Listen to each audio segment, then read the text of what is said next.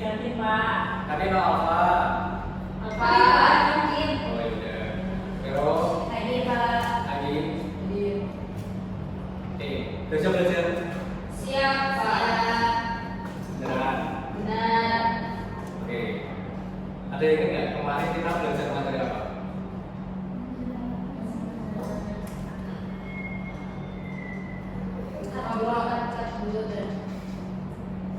Jadi kan kita kemarin belajar materi kelangkaan dan biaya peluang. Katanya siap belajar. Ada yang ingat nggak kemarin apa itu kelangkaan? Enggak Pak. Gak ada yang ingat? Enggak. Jadi ada yang ingat ya, kelangkaan terjadi karena apa? Ya Pak. Kelangkaan itu terjadi karena jumlah kebutuhan kita lebih banyak daripada sumber daya yang tersedia. Ya benar. Sekarang siapa yang tahu biaya peluang itu apa? Saya Pak. Menurut saya itu biaya peluang itu biaya yang dikorbankan atas beberapa pilihan. Begitu. Iya benar. Lebih tepatnya itu biaya semata yang kita korbankan untuk memilih suatu pilihan dibanding pilihan yang lainnya. Dan sekarang kalian sudah kan? Sudah. Pada hari ini kita akan belajar materi tentang keseimbangan pasar dan pemodelannya dalam bentuk kurva. Siapa yang sudah belajar materi ini? Belum Pak. Sama sekali. Jadi keseimbangan pasar adalah keseimbangan yang terjadi karena adanya permintaan dan penawaran yang seimbang. Jadi biasanya keseimbangan pasar ini terjadi di pasar kayak di Soleh, di sebagainya, di pasar ikan, atau pasar sembako itu terjadi permintaan dan penawaran.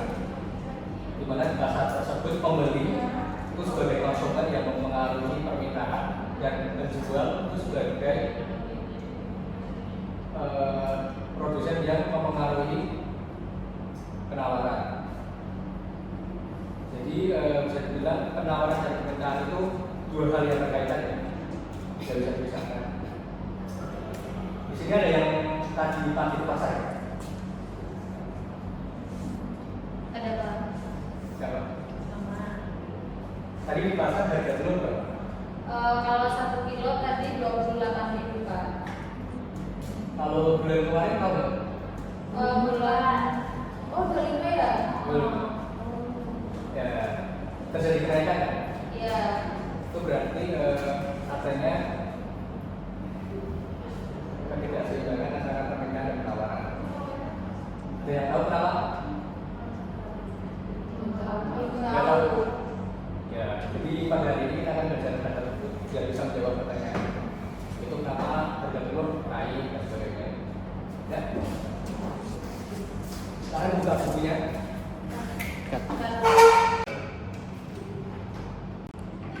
Jadi kita absen dulu ya. Oke. Silakan masuk. Baik sih, masuk. Oke. Lebih dari mana mas? Dari pemilihan Pak. Oh iya. Masuk mas. Masuk. Ya kita lanjut, kita absen dulu ya. Anya, Hadir. Siva, Hadir. Alia, Hadir. Adi, Vero, Hadir Pak. Bagus, Hadir Pak. Argan. Hadir. Ya. Jadi sudah siap semua untuk belajar? Sudah Pak. Oke, saya atas ya. Masih ingat nggak kemarin kita belajar materi apa? Kelangkaan Pak. Masa kelangkaan dua? Dua loh kita belajarnya. Sama peluang Pak. Biaya peluang. Ya, biaya peluang. Masih ingat nggak biaya peluang sama kelangkaan itu apa? Coba kelangkaan terjadi karena apa? Kelangkaan terjadi karena jumlah kebutuhan kita yang tidak terbatas, tetapi dengan sumber daya yang terbatas. Bagus Vero. Terus biaya peluang, ada yang tahu nggak? Apa itu? Saya Pak, menurut saya biaya peluang itu adalah biaya yang dikorbankan atas beberapa pilihan kita Pak. Terus hanya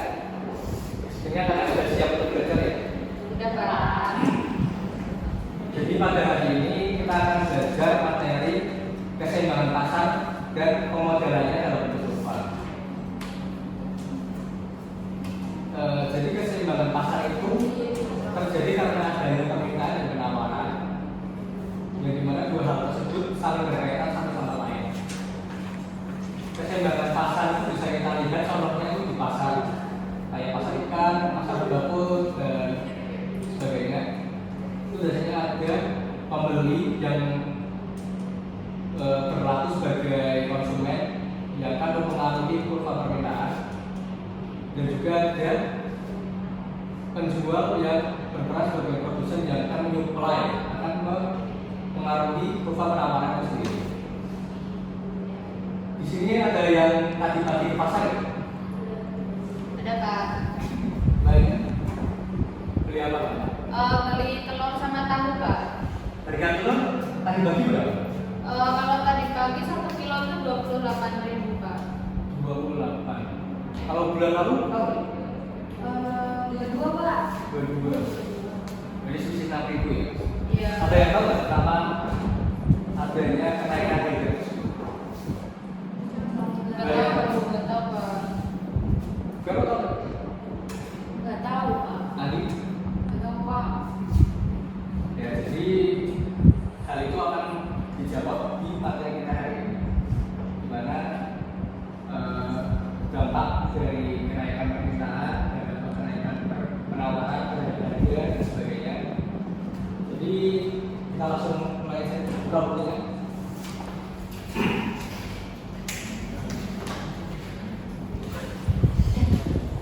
Oh iya, sebelum masuk materi, kalian bikin kelompok dulu ya, dibagi 2 kelompok. Satu kelompok isi 3 atau 2, kan ganjil kan? Si Siva nanti masuk kelompoknya Bagus aja. Iya Pak. Ayo mulai. Ya, sudah dibikin kelompok kan? Udah Pak. Jadi kita mulai dulu ya. Jadi kita mulai dari permintaan.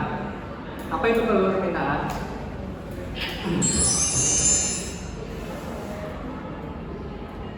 Jadi permintaan adalah kesanggupan membeli berbagai jumlah produk pada berbagai tingkat harga dan dalam waktu tertentu.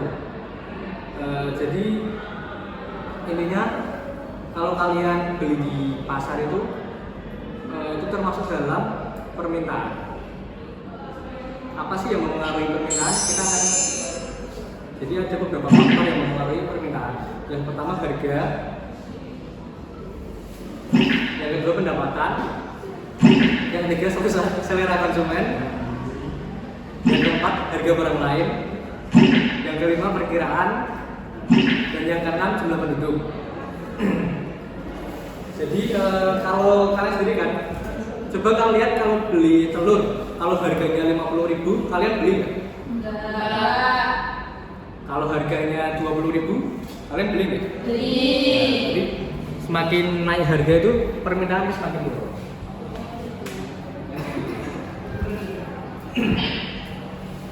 Nah, ini adalah kurva permintaan. Kurva permintaan itu turun dari kiri atas ke kanan bawah. Ya. Bisa dilihat di sini. Ini kurva permintaan dari kiri atas ke kanan bawah. Ini untuk menggambarkan, ini juga untuk menjadi tolak ukur dari faktor-faktor lain. Kalau misalnya pada harga 6.000 kan permintaannya 4. Kalau harganya 4.000 permintaannya nah, jadi nambah kan? Nah, tadi saya jelaskan. Ini tergantung harga. Ini permintaan. Nah, fungsi kurva permintaan itu ini adalah Q sama dengan A min BP, di mana P adalah harga produk, Q adalah jumlah produk, A konstanta, B koefisien. Ini untuk memperoleh fungsinya itu. Nah, bisa dilihat P1 adalah harga mula-mula, P2 adalah harga setelah perubahan, Q1 adalah jumlah mula-mula, Q2 adalah jumlah setelah perubahan harga. Contohnya, nanti saya kasih kalian tugas.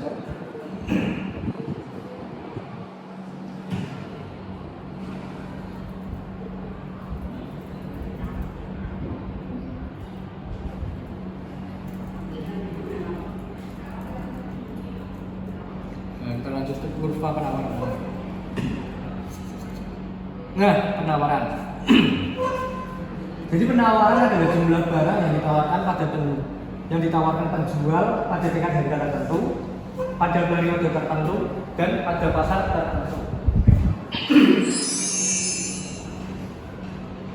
Ini beberapa faktor yang mempengaruhi penawaran. Satu, harga. Dua, harga input. Harga input itu harga barang yang digunakan untuk memproduksi barang. Dan kita teknologi, yaitu semakin canggih teknologi kan akan membuat efisien untuk menghasilkan barang. Yang keempat, harga barang lain. Yang kelima, perkiraan harga di masa depan. Yang keenam, jumlah penjual. Jadi apabila suatu barang harganya naik, maka penawaran tersebut akan naik karena produsen pasti akan mengincar keuntungan sebesar-besarnya. Nah, jadi ada yang tahu nggak ceteris paribus law? Jadi ceteris paribus itu kita kayak pemisalan di mana kan tadi ada banyak kan faktor yang mempengaruhi penawaran. Sedangkan pada kurva penawaran tersebut itu cuma ada kurva penawaran itu cuma ada harga dan jumlah ini. Jadi kita misalkan apa ya? Coba diterangin di situ Pak.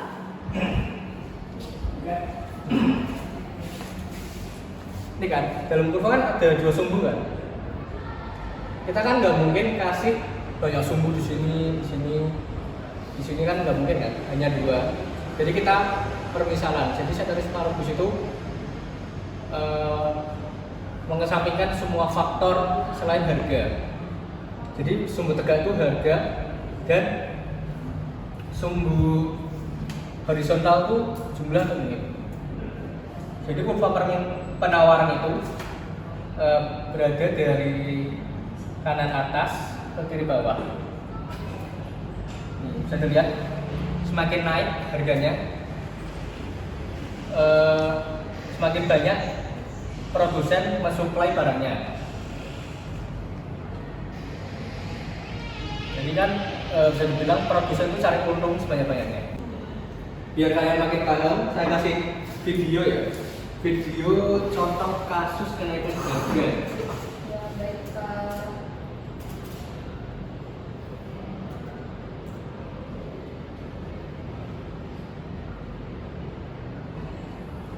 Ini contoh kasus. Bentuk cuaca buruk yang terjadi belakangan ini mempengaruhi Simak dulu. perusahaan yang ikut memburuk alias menjadi semakin mahal. Ya, sesuai pasar Senen Jakarta harga cabai rawit ini merah naik tembus hingga Rp75 per kilogram. Sebelumnya Rp40 per kilogram. Sekarang harga beras di pasar nasional juga ikut naik.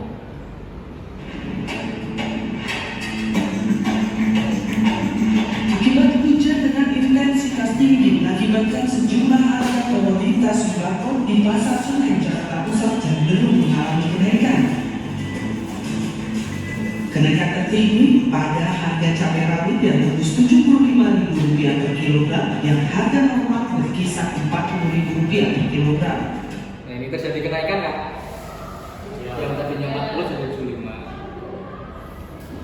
Ini disebabkan karena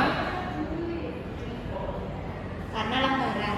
ya, bagus kalau Untuk cabai rawit merah saat ini menjadi Rp45.000 per kilogram. Cabai keriting hijau saat ini menjadi Rp35.000 per kilogram yang sebelumnya Rp20.000 per kilogram. Harga kentang awal mulanya Rp15.000 saat ini naik menjadi Rp17.000 per kilogram. jadi kalau kamu sudah melihat sudah mempelajari materi tentang permintaan dan penawaran kan? Dan juga saya kasih contoh realnya ada di dunia nyata seperti ini. Jadi hari ini Bapak akan kasih kalian tugas buat memperdalam ilmu kalian tentang materi ini. Setiap kelompok akan saya kasih satu, nanti kalian kerjakan dan presentasikan ya.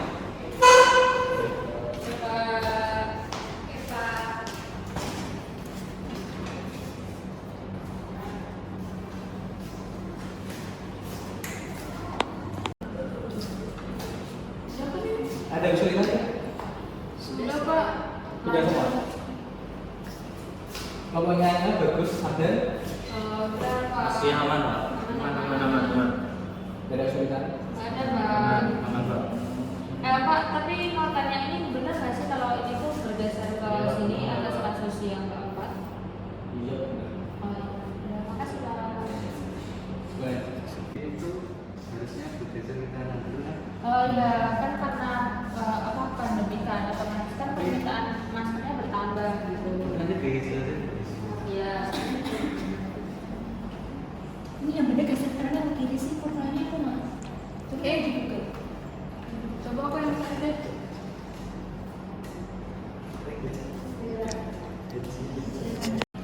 Ya, waktu sudah habis. Sekarang kalian presentasi per kelompok maju satu-satu ya. Iya Pak. Dimulai dari kelompok. Kelompoknya bagus, Sabdan sama Siva. Ayo maju. Siapa yang mau maju? Hanya. Hanya Sabdan. Siapa? Hanya Pak. Oh, ya, maju silakan. Coba ini jelasin kurva yang kamu buat. Baik Pak. Jadi di sini ada kasus mengenai COVID-19 terhadap permintaan masker. Jadi pada pasar keseimbangan berada di titik E dengan harga P dan jumlah yang diproduksi sebanyak I. Kemudian karena ada permintaan masker meningkat karena COVID, bergeser ke kanan, jadinya harganya naik ke P1, kemudian jumlah yang diproduksi sebanyak P1. Begitu Pak. Iya. Jadi waktu pandemi COVID itu harganya naik kan? Iya, naik. Terus solusinya apa biar harganya turun lagi? Menurut kelompok kami tadi hasil dari diskusi itu dengan memperbanyak produksi masker, begitu Pak. Ada lagi ya? Mungkin itu sih Pak. Nomor 2, mau menanggapi? Ya, izin menanggapi Pak. Mungkin dari kelompok kami solusinya adalah subsidi Pak, memberikan subsidi. Oh, bisa. Ada lagi nggak? Itu aja sih Pak. Ya Mas Adam? Izin ke toilet bentar Pak. Ya, silakan. Halo. Berarti solusi gimana? Oke, terima kasih banyak sudah mempresentasikan hasil diskusi kelompoknya. Terima kasih kelompok 2 sudah mau menanggapi hasil presentasi kelompok 1. Mari berikan tepuk tangan untuk kelompok 1. Silakan bagi masalahnya. Ya, makasih Pak.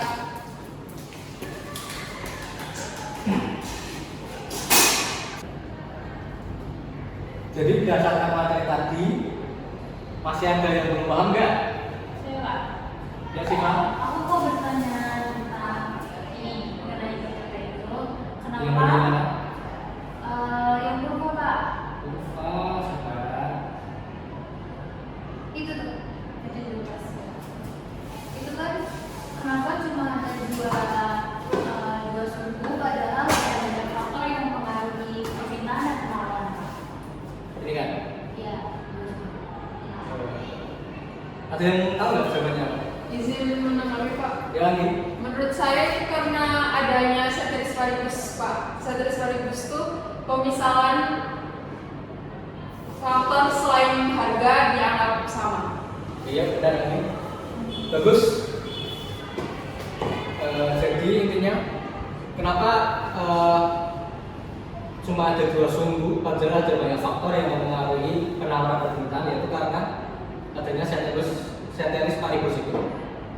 Ngasih Pak Siswa udah bertanya. Ada lagi nggak? Gak ada. Terima kasih Mbak Ami sudah menjawab pertanyaan Mbak Siva. Berikan tepuk tangan dulu. Bagi dia sudah bisa menjawab. Saya kasih novel. Dibaca ya. Terima kasih Pak. Iya. Mbak Siva juga terima kasih. Jadi kita kan sudah mempelajari tentang tadi keseimbangan pasar dan permodalannya dalam bentuk kurva. Jadi bisa diambil kesimpulan permintaan adalah jumlah barang yang diminta oleh pembeli pada tingkat harga tertentu, dan penawaran juga adalah jumlah barang yang ditawarkan oleh penjual pada tingkat harga, waktu, dan pasar tertentu. Tadi kurva permintaan sendiri terbentuk dari kiri atas ke Kanan bawah. Kalau kurva penawaran Dari kanan atas ke kiri bawah. terus faktor-faktor yang mempengaruhi permintaan apa aja tadi? Harga barang lain, pendapatan, selera, Teknologi. kan. Terus apa?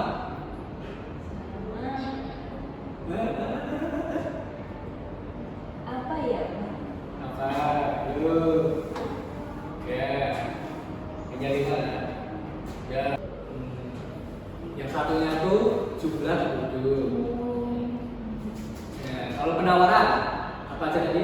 Harga lain. harga barang lain. Terus Teknologi. teknologi. Terus perkiraan harga. Harga masa depan. Terus Sama jumlah penjual. Terus ada satu lagi apa? Oh Harga input.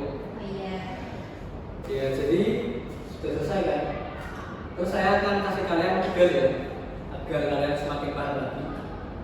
Jadi kalian nanti atau kapan besok deadline-nya 1 minggu, kalian coba observasi ke pasar, terus catat harga barang-barang pokok di sana, harganya berapa, terus kalian bandingin dengan harga 5 tahun ke belakang, dibandingin harganya berapa, terus coba kalian bikin kurvanya. Oke, paham? Paham. Oke. Belajar terus ya. Terima kasih. Assalamualaikum warahmatullahi wabarakatuh. Sampai jumpa minggu depan. Waalaikumsalam.